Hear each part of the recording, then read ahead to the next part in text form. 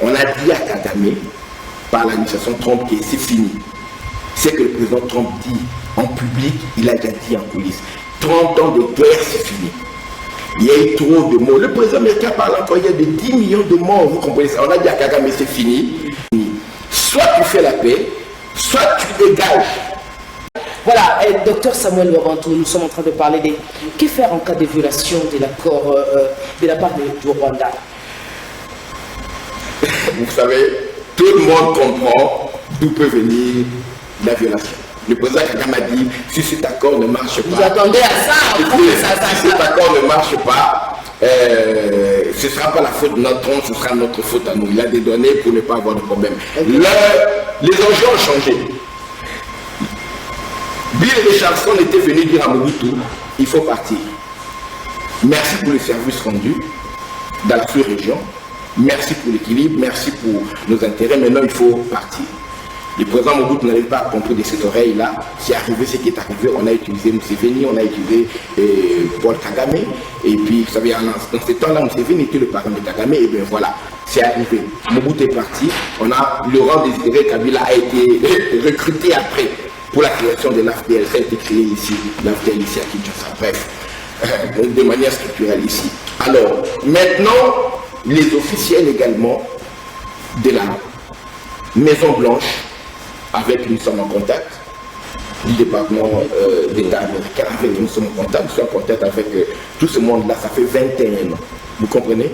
Beaucoup même de chefs de partis politiques, des organisations n'ont pas le contact que nous avons. Que faire en cas de violation? Voilà, c'est pour vous dire quoi? C'est que nous savons. On a dit à Kagame, par l'administration Trump, que c'est fini. C'est que le président Trump dit en public, il a déjà dit en coulisses. 30 ans de guerre, c'est fini. Il y a eu trop de morts. Le président américain parle encore, il y a de 10 millions de morts, vous comprenez ça. On a dit à Kagame, c'est fini. Donc, tous les prétextes que tu utilises pour revenir envahir le Congo, maintenant, c'est fini. Soit tu fais la paix, soit tu dégages.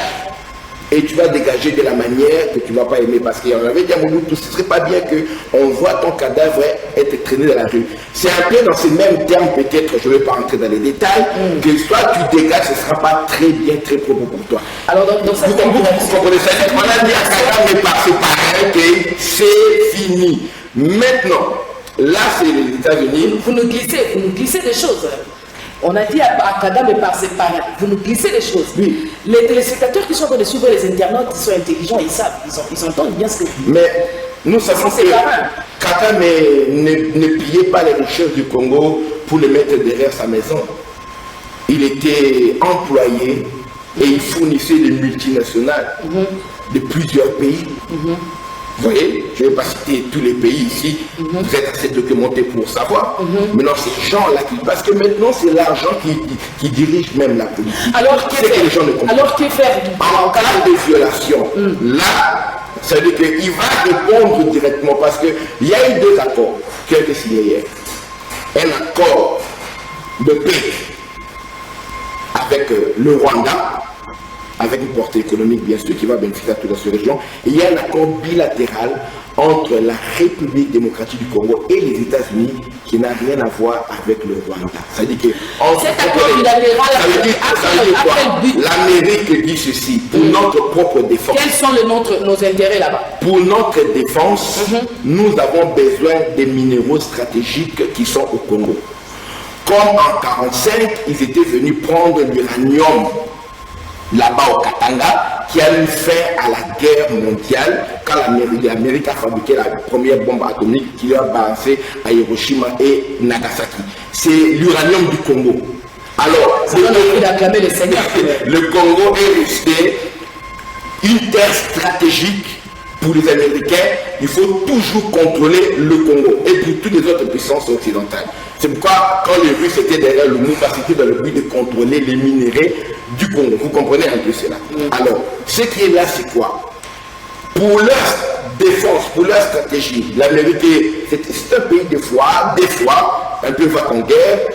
C'est avec Trump que ça se calme un peu, mais ils savent que pour leur défense, ils ont besoin des minéraux stratégiques qu'ils utilisent pour les missiles balistiques, qu'ils utilisent pour leur armement, pour les ordinateurs, pour toute la technologie, la high-tech. Ils ont besoin de ces minéraux-là.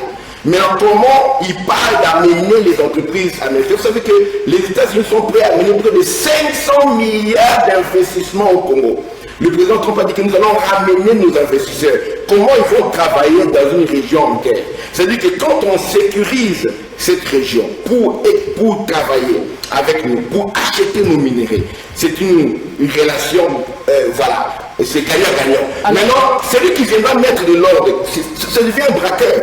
Il aura affaire non seulement à la force de défense américaine qui vient pour défendre leurs intérêts, nos intérêts communs que nous avons signés avec eux, mais aussi, ça c'est ce qui est la responsabilité des patriotes congolais, je viens souligner.